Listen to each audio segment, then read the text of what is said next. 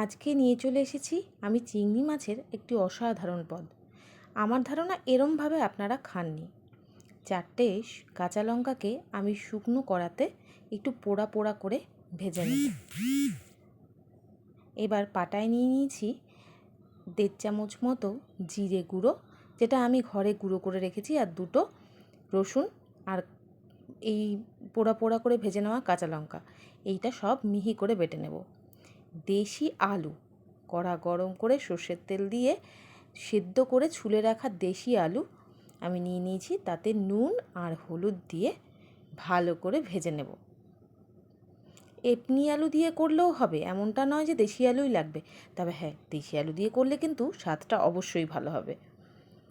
ওই তেলেতেই বেশ কিছুটা চিংড়ি মাছ, যা নুন হলুদ দিয়ে আমি ধুয়ে অবশ্যই নুন হলুদ দিয়ে মেখে রেখেছিলাম, সেই চিংড়ি মাছটাকে 2 মিনিট উল্টে পাল্টে ভেজে নেব। 2 মিনিটের বেশি কিন্তু 1 সেকেন্ডও ভাজা যাবে না, তাহলে রাবারি হয়ে যাবে।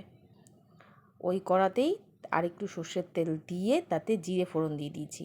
আর ওই যে 2 কোয়া রসুন, 1 চামচ জিরে গুঁড়ো, আর কাঁচা লঙ্কাটা যে ভেজে রেখেছিলাম সেই পেস্টটা দিয়ে দিলাম।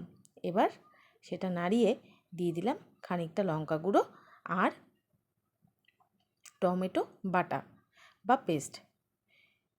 এই দিয়ে ভালো করে কষিয়ে নুন হলুদ আর সামান্য একটু চিনি এই দিয়ে ভালো করে কষাতে হবে। একদম তেল ছাড়া পর্যন্ত কষাতে হবে, মিডিয়াম টু লো আঁচে রেখে। তেল ছেড়ে এসছে। এবার ভাজা আলু আর চিংড়ি মাছটা আমরা এর মধ্যে দিয়ে ভালো করে কষবো। একদম মিডিয়াম আঁচে তেল ছাড়া পর্যন্ত কিন্তু কষতে হবে। কষা হয়ে গেছে, এবার দিয়ে দেব গরম জল পরিমাণ মতো।